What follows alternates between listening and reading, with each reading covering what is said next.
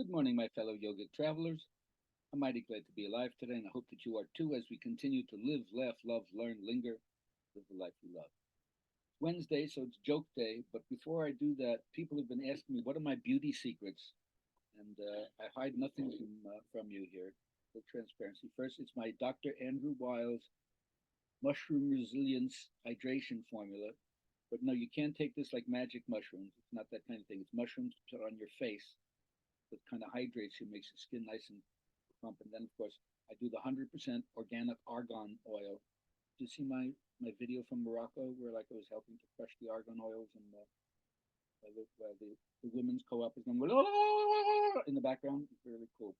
All right. Anyway, now you know that you can use it yourself. So in the Jewish tradition, there's so much complaining that's going on. There's like three ladies outside the bench. One goes, "Oi," the other one goes, "Oi vey." The other one goes, "Oi vey is me." And we say, "Hey, stop." We said we wouldn't talk about our kids. But there's a lot of hypochondriacal stuff too. Like these three guys are like they're wandering in the desert. One guy's a German guy says, "Oh, du lieber, I'm so thirsty. I need a stein of beer." And the French guy says, "Sacre bleu, I'm so thirsty. I need some merlot."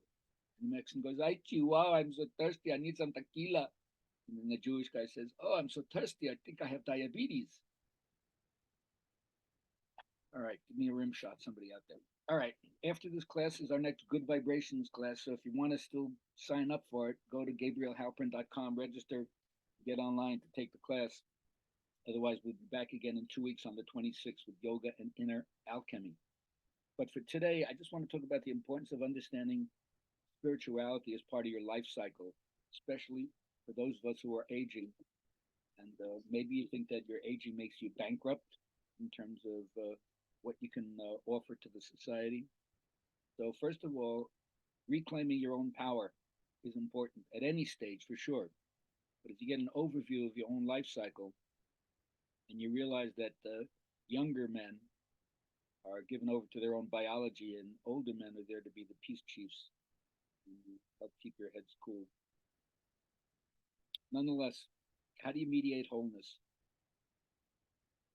Well, first, you can recognize that there may be different gender trajectories, like in a superficial way, when you're talking about a binary thing.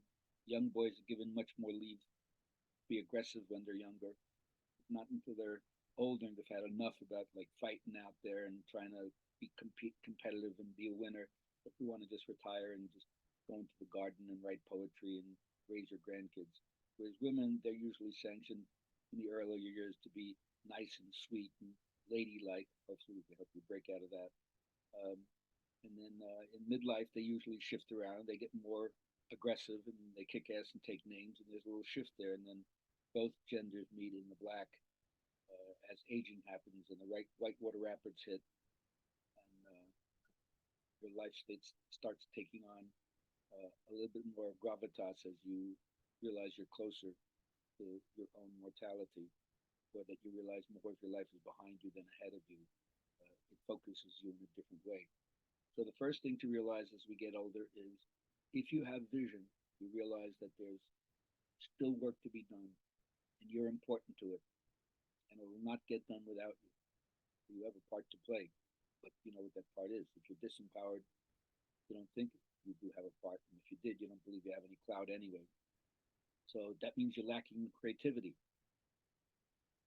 And when you're lacking creativity, you get depressed because you're not expressing yourself. Next thing is you have to learn to bear ecstasy. Okay, if you think that what you have inside you is lead instead of gold, then it means you're not staying with your own ecstasy long enough to feel it, to see it, to express it. So it needs courage. You can't be passive. You got to be brave about this. You can't be withdrawn. You can't be fearful. You got to put yourself out there. You got to not buy fundamentalist crap. You got to be your own interpreter of what the spirit has to say directly to you. And then you'll have authority. You'll have credibility. You'll help rally around the community. That's one of the problems of modernization, secularization, urbanization, the failure to cooperate for the good of the community. Individually, everybody's out for themselves. That's the first thing you have to overcome.